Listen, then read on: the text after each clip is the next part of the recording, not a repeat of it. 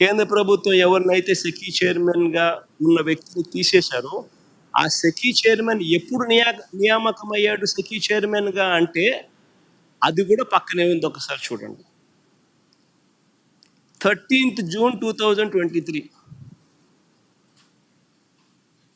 అసలు 13th June 2023లో ఈయన SECI చైర్మన్గా ఈయన నియామకం అయితే ఈ రామేశ్వర్ ప్రసాద్ గుప్తా అనే వ్యక్తి సెకీతో మేము ఒప్పందం చేసుకున్నది, రాష్ట్ర ప్రభుత్వం ఒప్పందం చేసుకున్నది 1 December 2021. అప్పుడు ఎవడో చైర్మన్, అప్పుడు ఈ మనిషి ఎక్కడ ఉన్నాడో కూడా తెలియదు, అసలు డిపార్ట్మెంట్లో కూడా లేడు, ఈ మనిషే లేడు. ఈ మనిషి ఎప్పుడో 13 June 2023లో వచ్చినాడు. వచ్చిన ఈ వ్యక్తిని కేంద్ర ప్రభుత్వం ఈ మధ్యకాలంలో తీసేసాము. దానికి దీనికి సంబంధం ఏంటి అంటే ఏదో సామెత ఉంది చూడు,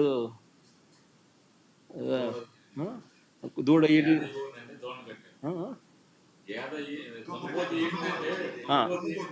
దున్నపోతు ఈనింది అని అంటే దూడను కట్టేసేయండి సార్.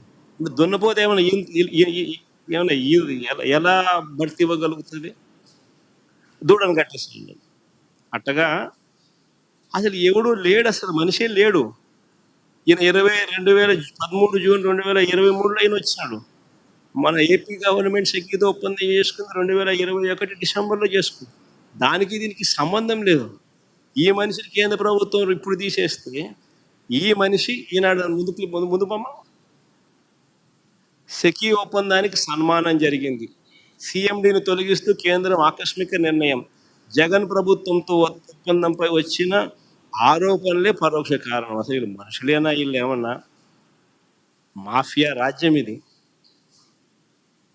ఈనాడు, ఒక ఆంధ్రజ్యోతి, ఒక TV5, ఒక చంద్రబాబు, ఇది ఒక పేపర్లో వీళ్ళంతా, ఒక మీడియా అని చెప్పుకునేదానికి సిగ్గుపడాలి వీళ్ళంతా.